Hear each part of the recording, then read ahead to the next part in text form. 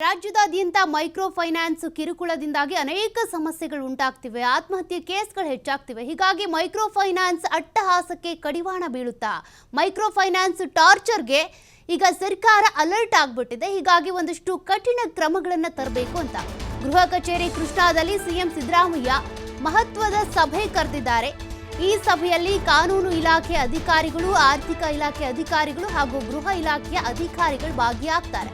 Finance ಹಾವಳಿಯನ್ನ ತಡೆಗಟ್ಟಬೇಕು ಅಂತೇಳಿ ಯಾವೆಲ್ಲ ಕ್ರಮಗಳನ್ನ ತರಬಹುದು, ಆ ಒಂದಷ್ಟು ಆಯಾಮಗಳಲ್ಲಿ ಸಮಾಲೋಚನೆ ಆಗುತ್ತೆ.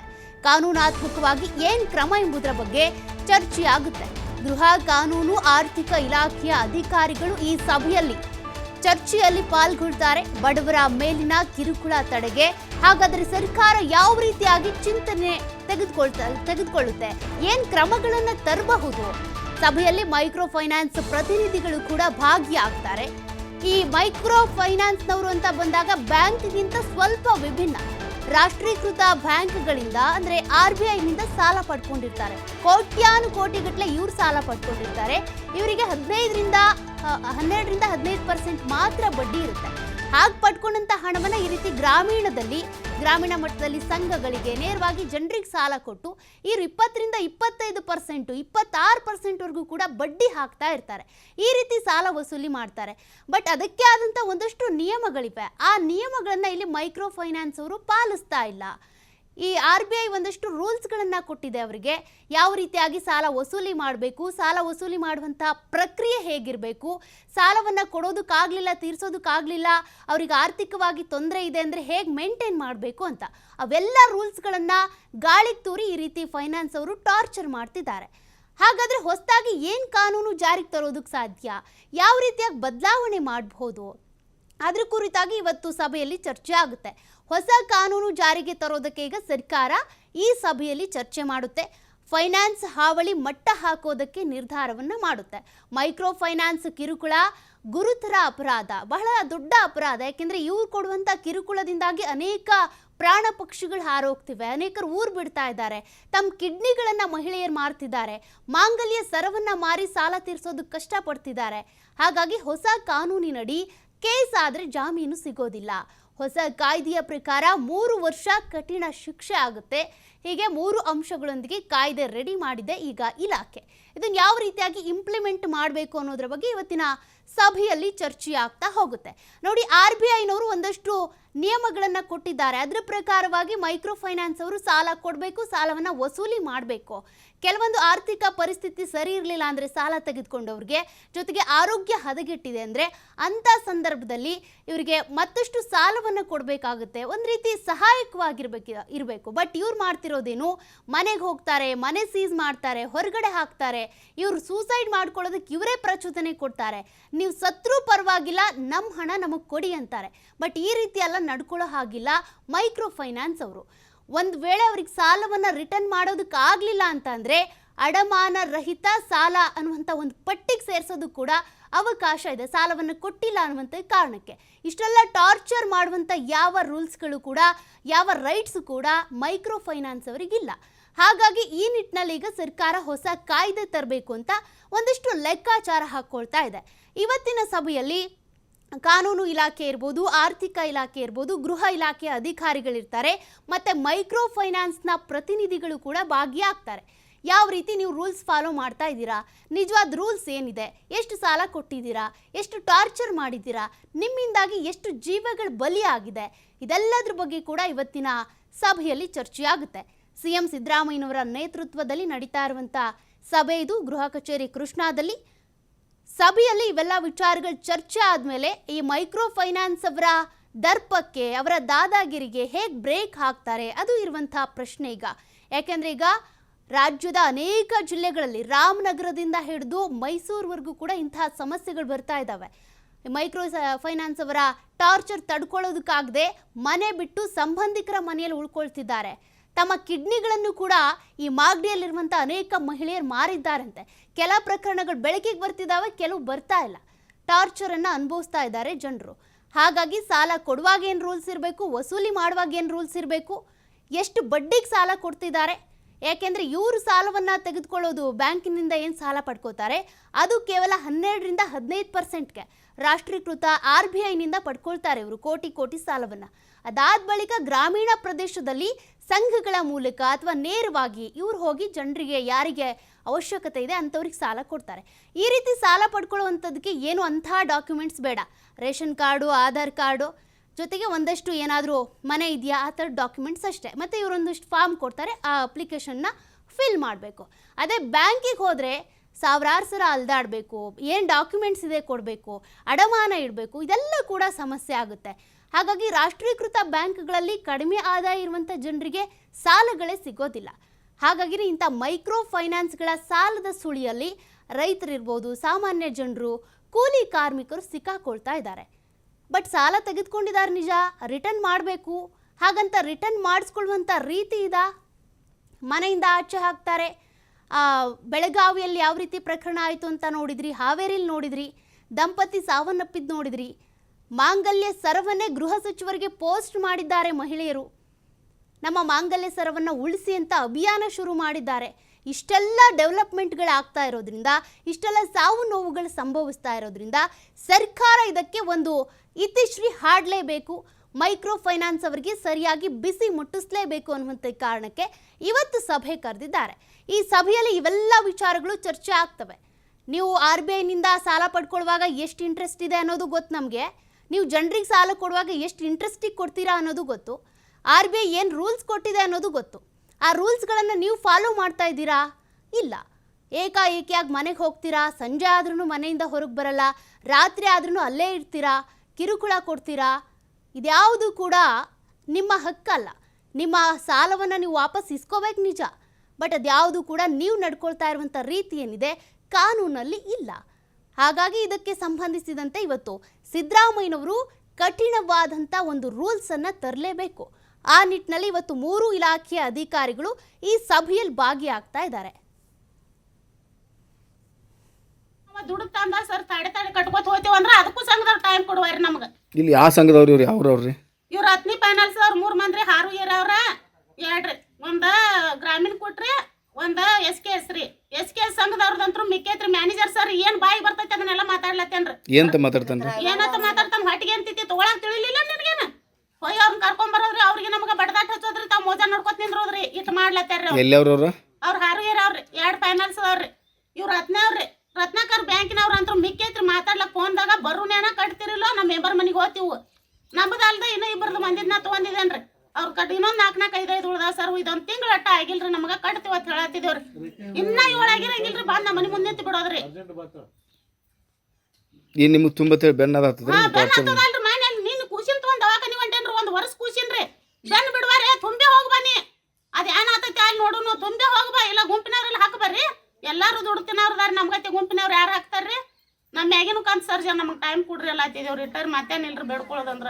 ಊಟ ಇಲ್ರಿ, ಏನಿಲ್ರಿ. ಎಕ್ದಮ್ ಬಂದಾರನ ಸೀಜಾ ಮಾಡಿದ್ರಿ ಸರ್ ಅವ್ರು. ಏನು ಕೇಳ ಇಲ್ಲ ರೀ. ಹೊಟ್ಟಿಗೆ ಮಕ್ಕಳಿಗೆ ಏನಾರ ಮಾಡಿ ಹಾಕ್ತೇವೆ ಅಂದ್ರೂ ಕೇಳಿಲ್ರಿ. ಬಂದಾರ್ನ ಬಾಂಡೆ ಸಾಮಾನು ತೆಗೆದು ಒಗ್ದಾರನ ಚಾವಿ ಹಾಕಿ ಬಿಟ್ಟಿದ್ರಿ ಸರ್. ಹೊಟ್ಟಿಗೆ ಏನಾರ ಮಾಡಿ ಹಾಕ್ತೇವ್ರಿ ಬಾನಂತಾನೆ ಅದಾಳ ಅಂತಂದ್ರೂ ಕೇಳಿಲ್ರಿ. ಹೊಲಸು ಬೈತಾರ್ರಿ. ಹೊಟ್ಟಿಗೆ ಏನು ತಿಂತೇರಿ, ಸಗಣ ತಿಂತೇರಿ, ಅದನ್ನ ತಿಂತೇರಿ, ಇದನ್ನ ತಿಂತೇರಿ ಅಂತೇಳಿ ಮೈ ಮ್ಯಾಗ ಎರ್ಕೊಂಡ್ ಬರ್ತಾರಿ ಹೆಂಗಸೂರಿಗೆ ಎಲ್ಲ ರೀ. ನಾವು ಒಬ್ಬರ ಇರ್ತೇವ್ರಿ ಮನ್ಯಾಗ ರೀ. ಅಂತ ಟೈಮ್ದಾಗ ಬರ್ತಾರ್ರಿ. ಡೆಲಿವರಿ ಆಗಿ ಈಗ 1 ತಿಂಗಳಾತ್ರಿ. ಹ್ಞೂ ರೀ. ಎಲ್ಲಿ ಹಾಲು ಕುಡ್ಸೋದು, ಎಲ್ಲಿ ಬಾಣಂತಿಗೆ ಮಾಡಿ ಹಾಕೋದ್ರಿ ಏನು ತಿಳಿದಿಲ್ರಿ ನಮ್ಗೆ. ಹೊರಗೆ ಐತ್ರಿ. ಹೊರಗೆ ಎಲ್ಲ ಸಾಮಾನು ಹೊರಗೆ ಹೋಗಿದ್ದಾರಿ. ಹೊರಗೆ ತೆಗಿಬೇಕ್ರಿ. ಮಕ್ಕಳನ್ನ ಕರ್ಕೊಂಡು 3 ಮಕ್ಕಳು ಅದಾವ್ರಿ, ಸಣ್ಣ ಬಾಣಂತಿರಿ. ನೋಟಿಸ್ ಅದು ಏನು ಕೊಟ್ಟಿಲ್ರಿ ಸರ್. ಅವ್ರು ಸಡನ್ ಆಗಿ ಬಂದವ್ರು ನನ್ನ ಬಾಗ್ಲಾನ ಹಾಕಿ ಬಿಟ್ಟಾರಿ, ಚಾವಿ ನನ್ನ ಲಾಕ್ ಮಾಡ್ಯಾರಿ. ಏನು ಟೈಮ್ ಅದು ಟೈಮ್ ಕೊಡ್ರಿ, ಸಾಮಾನು ತಗೋತೇವೆ ಅಂದ್ರೆ ಕೇಳಿಲ್ರಿ ಅವ್ರು. ಸಡನ್ ಆಗಿ ಬಂದವ್ರು ನನ್ನ ಸಾಮಾನು ತೆಗೆದು ಹೋಗೋದು ಚಾವಿ ಹಾಕಿ ಬಿಟ್ಟಾರಿ. ಈಗ ಎಲ್ಲಿ ಕುದಿಸ್ಕೊಂಡು ತಿನ್ನೋದು.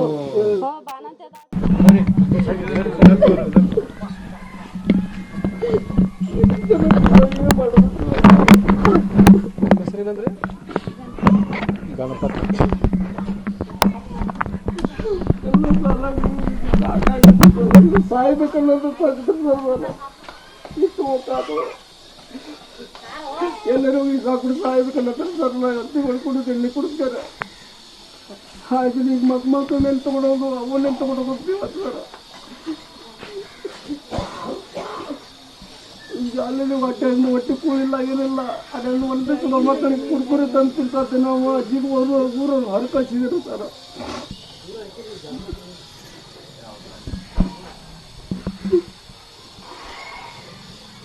ಬರ್ತಾರೆ ದಾದಾಗಿರಿ ಮಾಡ್ತಾರೆ ಬರ್ರಿ, ತುಂಬಿಲ್ಲ ಅಂತಾರೆ ಬರ್ರಿ. ತುಂಗಾಗ್ತಿದ್ದೆ ಸರ್, 4 ದಿನ ನಂತರ ಮತ್ತೊಬ್ಬನ ಕಳಿಸ್ತಾರೆ. ಅಲ್ಲಿ ಬಂದಿದೆ ಮತ್ತೊಬ್ಬನ ತುಂಬಿಲ್ಲ ಕಂತು ಕೇಳ್ತಾರೆ ಸರ್. ಕಂತು ಕಟ್ಟಿದ್ರೆ ಕಟ್ಟಿದ್ದ ಆರಾಗ ಮತ್ತೊಬ್ಬನ ಕಳಿಸ್ತಾರೆ. ಕಂತು ಕಟ್ಟಿದ ಕೊಡ್ತಂಗಂತೆ ರಸೀದಿ ಕೊಡಂಗಿದೆ. ಬ್ಯಾಂಕ್ ಮೊಬೈಲ್ದಾಗ ಬಿಟ್ಟೇನ್ರ ನಿಮ್ಮ ಹಳ್ಯಾನ ಫೋನ್ನಾಗ ಬಿಟ್ಟಿದ್ದಲ್ಲ ಅಂತಾರೆ. ಬರೀ ಹಳ್ಯಾನ ಮೊಬೈಲ್ದಾಗ ನೋಡಾಕಂದ್ರೆ ಹಳ್ಯಾನ ಮೊಬೈಲ್ದಾಗ ಬಿಡ್ತಾರಲ್ಲ ಅಂತಾರೆ. ಮತ್ತು ಬಿಟ್ಟಿಲ್ಲ, ಒಂದು 2-3 ಬಿಟ್ಟಂಗೆ ಮಾಡಿದ್ರೆ ಬಾಕಿದ್ದು ಬಿಟ್ಟೇನ್ರ ಅವ್ರು. ಕೊಟ್ಟಿದ್ರು ಟ್ರೀಟ್ಮೆಂಟ್ ಅಂತಾರೆ. ಹಿಂಗೆ ಎಲ್ಲ ಕೊಡ್ತೇನೆ ಚಾವಿನ ಹಾಕಿದಾರೆ ದಡಲ್. ಮತ್ತೆ ನೋಟಿಸ್ ಕೊಟ್ಟಾರ ಈಗ ಕೈಯಾಗ ಕೊಟ್ಟಾರ ಅಂತ ನಾನು ಹಾಕಿಲ್ಲ. ಕೆಲ್ಸಕ್ಕೆ ಹೋಗಿನಿ, ಅದು ಕೂಲಿ ಮಾಡಿ 300 ರೂಪಾಯಿ ಪಗಾರ ಕೊಡ್ತಾರೆ ದಿವ್ಸಕ್ಕೆ ರೀ.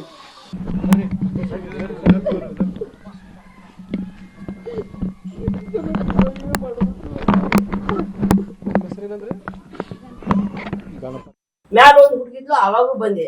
ಹೆಣ್ಮಕ್ಳು ವಯಸ್ಸಿನಕ್ಕೆದ ಮ್ಯಾಲಿನ ಹುಡುಗಿ, ನೀ ಬಂದು ಒಪ್ಪತ್ತು ಗಂಟೆ ಕುತ್ಕೊಂಡೆ ಅಂದ್ರೆ ನಾವು ರೂಮ್ ಕೊಟ್ಟರ್ವಿ, ನಮಗೂ ಕಷ್ಟ. ನಾವೇನೋ ಪಾಪ ಏನೇನಂತೆ ಬಡವ್ರು ಸಹಾಯ ಮಾಡೋಣ. ಈಗಿದಾದ್ರು ಅಷ್ಟ. ಈಗ ನೋಡ್ ಮನಿಗ್ ಬಾಗ್ಲಾರ ಐತಾನ ನೋಡು. ಯಾವಾಗಾರ ಯಾಕೆ ಬರ್ಲಿ? ಫಸ್ಟ್ ಸಲ ಹೇಳೇನಿ ಇಲ್ಲ ನೀನು ನಮ್ಮನಿಗೆ ಒಟ್ಟ ಬರಬೇಡ ಅಂತ ಹೇಳಿ. ನೀವು ಹೇಳಿದ್ರೆ ನಿಮ್ ಪ್ರಕಾರ ಹೊತ್ತು ನಾನು ನಿಮ್ಗೂ ಬೆಲೆ ಕೊಟ್ಟು ಎಷ್ಟು ಸರಿ ಹೋಗಿದ್ದೇನೆ. ಅವ್ರಿಗೆ ಅಮ್ಮವ್ರಿಗೆ ಬೆಲೆ ಕೊಟ್ಟು ಅವ್ರಿಗೆ ಆಗ್ಲಿಲ್ಲ ಬಗ್ಗೆ ಏನ್ ಬೇಕು? ಅವ್ರ ಊಟನ ನಾವು ಎಷ್ಟು ಸರಿ ಕೇಳಿದ್ದೇನೆ. ನಂಗೆ ರಿಸ್ಕ್ ಮನಿ ಮುಂದೆ ಇದುವರೆ ವಸೂಲಿ ಮಾಡ್ಕೊಂಡ್ ಬರ್ರಿ ಅಂತಾರ. ಮತ್ತಷ್ಟು ಡೀಟೇಲ್ಸ್ ಕೊಡ್ತಾರೆ ಪ್ರತಿನಿಧಿ ರಾಕೇಶ್. ಲೈವ್ ಅಲ್ಲಿ ಜಾಯ್ನ್ ಆಗ್ತಾ ಇದ್ದಾರೆ. ರಾಕೇಶ್, ಈಗಾಗಲೇ ಫೈನಾನ್ಸ್ನವರ ಕಿರುಕುಳದಿಂದಾಗಿ ಅನೇಕ ಆತ್ಮಹತ್ಯೆಗಳು ಸಂಭವಿಸ್ತಾ ಇದ್ದಾವೆ. ಹೀಗಾಗಿ ಈಗ ಕಠಿಣವಾದಂಥ ರೂಲ್ಸ್ ಅನ್ನ ತರಬೇಕು, ಹೊಸ ಕಾಯ್ದೆ ಜಾರಿಗೆ ತರಬೇಕು ಅಂತ ಸರ್ಕಾರ ತೀರ್ಮಾನ ಮಾಡೋದಕ್ಕೆ ಶುರುವಾಗಿದೆ. ಬಟ್ ಆ ಸಭೆಯಲ್ಲಿ ಏನೆಲ್ಲ ಚರ್ಚೆಗಳಾಗ್ತವೆ?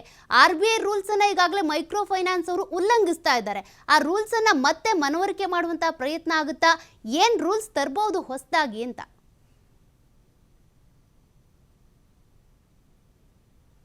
ಸಾವಿನ ಹಿನ್ನೆಲೆಯಲ್ಲಿ ರಾಜ್ಯ ಸರ್ಕಾರ ಅದಕ್ಕೆ ಬಿಗಿ ಕಡಿವಾಣವನ್ನು ಹಾಕುವಂಥ ನಿಟ್ಟಿನಲ್ಲಿ ಕಠಿಣ ನಿಯಮಗಳನ್ನು ರೂಪಿಸುವುದಕ್ಕೆ ಮುಂದಾಗ್ತಾ ಇದೆ. ಇಲ್ಲಿವರೆಗಿದ್ದಂಥ ನಿಯಮಗಳನ್ನು ಪಾಲನೆ ಮಾಡುವಂಥ ನಿಟ್ಟಿನಲ್ಲಿ ಮೈಕ್ರೋ ಫೈನಾನ್ಸ್ ಕಂಪನಿಗಳು ಎಡವುತ್ತಾ ಇದೆ. ತಮ್ಮ ಮನಸೋ ಇಚ್ಛೆ ವಸೂಲಾತಿಯನ್ನು ಮಾಡುವ ಮುಖಾಂತರ ಸಾಲಗಾರರ ಮೇಲೆ ಶೂಲವನ್ನು ಇಕ್ಕುವ ರೀತಿಯಲ್ಲಿ ನಡೆಸ್ಕೊಳ್ತಾ ಇದೆ. ಅಂದರೆ ಅವರನ್ನು ಸಾಲ ಮಾಡಿದ್ದೇ ತಪ್ಪು ಅನ್ನುವಂತಹ ಆತ್ಮಹತ್ಯೆಗೆ ಪ್ರೇರೇಪಿಸುವಂತಹ ನಿರ್ಧಾರಗಳನ್ನು ತೆಗೆದುಕೊಳ್ತಾ ಇದೆ.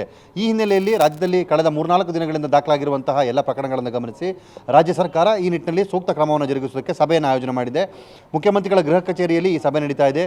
ಮುಖ್ಯಮಂತ್ರಿಗಳು, ಉಪಮುಖ್ಯಮಂತ್ರಿಗಳು, ಗೃಹ ಸಚಿವರು ಸೇರಿದಂತೆ ಸರ್ಕಾರದ ಪ್ರಮುಖ ಇಲಾಖೆ ಅಧಿಕಾರಿಗಳ ಜೊತೆಯಲ್ಲಿ ಸ್ಮಾಲ್ ಫೈನಾನ್ಸ್ ಟರ್ಮ್ನ ಕಂಪನಿಯವರು, NBFC ಅವರು ಹಾಗೆ ಫೈನಾನ್ಸ್ ಕಂಪನೀಸ್ನ ಪ್ರಮುಖರು ಇಲ್ಲಿ ಭಾಗವಹಿಸ್ತಾ ಇದ್ದಾರೆ.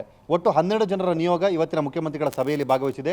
ಇವರ ಜೊತೆ ಮೊದಲ ಹಂತದ ಮಾತುಕತೆಯನ್ನು ಮಾಡಲಿದೆ. ಅಂದರೆ RBI ಗೈಡ್ಲೈನ್ಸ್ನಲ್ಲಿ ಇರುವಂತಹ ನಿಯಮಗಳನ್ನು ಯಾಕೆ ಪಾಲನೆ ಮಾಡ್ತಾ ಇಲ್ಲ, ಪಾಲನೆ ಮಾಡದಿದ್ದಲ್ಲಿ ಯಾಕೆ, ಅಥವಾ ಮಾಡಲಾಗದಿರೋ ಸನ್ನಿವೇಶ ಅಂದರೆ ಏನಾಗ್ತಾ ಇದೆ, ಸಾಲಗಾರರ ಕಡೆಯಿಂದ ಆಗ್ತಿರುವಂಥ ಲೋಪದೋಷಗಳೇನು, ಅಥವಾ ಅವರ ವಿಚಾರದಲ್ಲಿ ನೀವು ಯಾಕೆ ಈ ರೀತಿ ನಡೆದುಕೊಳ್ತಿದ್ದೀರಾ ಅನ್ನುವ ಮೊದಲ ಪರಾಮರ್ಶೆಯ ವಿಚಾರಗಳನ್ನು ನಡೆದುಕೊಂಡಿದ್ದಾರೆ. ಅದರ ಬಳಿಕ ನಂತರದ ಹಂತದಲ್ಲಿ ಸರ್ಕಾರ ಈಗಿರುವಂಥ ನಿಯಮವನ್ನು ಮತ್ತಷ್ಟು ಬಿಗಿಗೊಳಿಸಬೇಕು ಅನ್ನುವಂತಹ ಚರ್ಚೆ ನಿನ್ನೆ ಸಚಿವ ಸಂಪುಟ ಸಭೆಯಲ್ಲೂ ಕೂಡ ಆಗಿತ್ತು. ಒಂದಷ್ಟು ಮಹಿಳೆಯರು ತಮ್ಮ ತಾಳಿ ಮತ್ತು ಮಾಂಗಲ್ಯಗಳನ್ನು ಮುಖ್ಯಮಂತ್ರಿಗಳ ಕಚೇರಿಗೆ ಕಳಿಸುವಂತಹ ನಿರ್ಧಾರವನ್ನು ತೆಗೆದುಕೊಂಡಿದ್ದರು. ಆ ಸಂಬಂಧ ಪತ್ರವನ್ನು ಕೂಡ ಬರೆದಿದ್ದರು. ಅಂದರೆ ನಮ್ಮ ಕುಟುಂಬ ಮತ್ತು ನಮ್ಮ ಕುಟುಂಬದ ಭವಿಷ್ಯ ನಿಮ್ಮಗಳ ಕೈಯಲ್ಲಿದೆ, ಸಾಲದಿಂದಾಗಿ ನಾವು ನಮ್ಮ ಕುಟುಂಬವನ್ನು ಕಳೆದುಕೊಳ್ಳೋ ಸನ್ನಿವೇಶದಲ್ಲಿದ್ದೇವೆ, ಆತ್ಮಹತ್ಯೆ ಅಂತ ಘಟನೆಗಳು ದಾಖಲಾಗ್ತಾ ಇದೆ, ಇದಕ್ಕೆ ನೀವು ಸೂಕ್ತ ಪರಿಹಾರವನ್ನು ತೆಗೆದುಕೊಳ್ಳಲೇಬೇಕು ಅನ್ನುವಂತಹ ಆಗ್ರಹಪೂರ್ವಕ ಪತ್ರಗಳನ್ನು ಬರೆದಿದ್ದರು. ಈಗ ಇವೆಲ್ಲವನ್ನು ಪರಿಹರಿಸುವಂಥ ನಿಟ್ಟಿನಲ್ಲಿ ಸರ್ಕಾರ ಈ ಬಗ್ಗೆ ಚರ್ಚೆಯನ್ನು ನಡೆಸ್ತಾ ಇದೆ. ಕಳೆದ 1 ಗಂಟೆಗಳಿಂದ ಈ ಸಭೆ ನಡೀತಾ ಇದೆ. ಹೊಸ ನಿಯಮಗಳ ಪ್ರಕಾರ ಸ್ಮಾಲ್ ಫೈನಾನ್ಸ್ ಸ್ಕೀಮ್ಗಳು ಸಾಲಗಾರರ ಮೇಲೆ ಒತ್ತಡ ಹೇರುವ ಅಥವಾ ನಿಗದಿತ ಠೇವಣಿಯ ಪಾವತಿಯ ವಿಚಾರಕ್ಕೆ ಸಂಬಂಧಪಟ್ಟಾಗೆ ಅಂದರೆ ಸಾಲ ಮರುಪಾವತಿ ಹಂತದಲ್ಲಿ ಅದಕ್ಕೆ ಕಾಲಮಿತಿಯನ್ನು ವಿಸ್ತರಿಸುವಂಥ ಯೋಚನೆಯನ್ನು ಕೂಡ ಮಾಡುವಂಥ ಸಾಧ್ಯತೆಗಳಿದೆ. ಅಂದರೆ 2-3 ತಿಂಗಳಲ್ಲಿ EMIಗಳನ್ನು ಪಾವತಿ ಮಾಡಲು ಆಗುವಂಥ ಸಂದರ್ಭದಲ್ಲಿ, ಆಗದಿದ್ದಂಥ ಸಂದರ್ಭದಲ್ಲಿ ಅದನ್ನು ಮುಂದಿನ ಬಾರಿ ಕಟ್ಟುವಾಗ ಯಾವ ರೀತಿ ಮಾಡಬೇಕು, ಅಥವಾ EMI ಪಾವತಿ ವಿಚಾರದಲ್ಲಿ ಯಾವ ರೀತಿ ಬದಲಾವಣೆಯನ್ನು ತರಬೇಕು, ಒಂದು ವೇಳೆ ಈ ರೀತಿ ಫೈನಾನ್ಸ್ ಕಂಪ್ನಿಗಳ ದೌರ್ಜನ್ಯ ನಡೆಯುವುದಾದರೆ ಅವರ ವಿರುದ್ಧ ಯಾವ ರೀತಿ ಕ್ರಮ ತೆಗೆದುಕೊಳ್ಬೇಕು, ಈ ನಿಟ್ಟಿನಲ್ಲಿ ಎಲ್ಲ ಸಮಗ್ರ ರೀತಿಯ ಚರ್ಚೆಗಳು ನಡೀತಾ ಇದೆ. ಅಂತಿಮವಾಗಿ ಈಗಿನ ಮಾಹಿತಿಗಳ ಪ್ರಕಾರ ಕಠಿಣ ನಿಯಮವನ್ನು ಮಾಡಬೇಕು ಅಂತಿದೆ.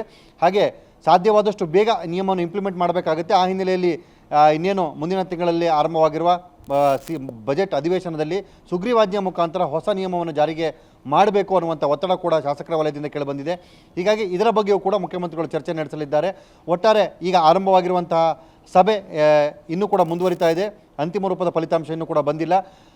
ಆ ನಂತರ ಮುಂದೆ ಏನಾಗ್ಬೋದು ಅನ್ನುವಂಥ ನಿರೀಕ್ಷೆಯನ್ನು ಮಾಡಲಾಗ್ತಾ ಇದೆ ಸೌಖ್ಯ.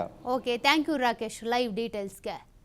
ಅಲ್ಲಿಗೆ RBI ಕೊಟ್ಟಿರುವಂಥ ರೂಲ್ಸ್ ಪ್ರಕಾರವಾಗಿ ಮೈಕ್ರೋ ಫೈನಾನ್ಸ್ನವರು ಈಗ ಸಾಲವನ್ನು ವಸೂಲಿ ಮಾಡ್ತಾ ಇಲ್ಲ. ಹಾಗಾಗಿ ಆ ಯಾವ್ಯಾವ ನಿಯಮಗಳನ್ನು ಉಲ್ಲಂಘನೆ ಮಾಡಿ ಈ ರೀತಿಯಾಗಿ ಸಾಲ ವಸೂಲಿ ಮಾಡೋದಕ್ಕೆ ಹೋಗಿ ಜೀವ ಕಳ್ಕೊಂಡಿರುವಂಥ ರೈತರಿದ್ದಾರೆ, ಸಾಮಾನ್ಯರಿದ್ದಾರೆ. ಹೀಗಾಗಿ ಇದ್ರ ವಿರುದ್ಧ ಈಗ ಗಂಭೀರವಾದಂಥ ಒಂದು ಕಠಿಣ ಕಾನೂನು ಜಾರಿಯಾಗಬೇಕಿದೆ. ಅದರ ನಿಮಿತ್ತನೇ ಈ ಸಭೆ.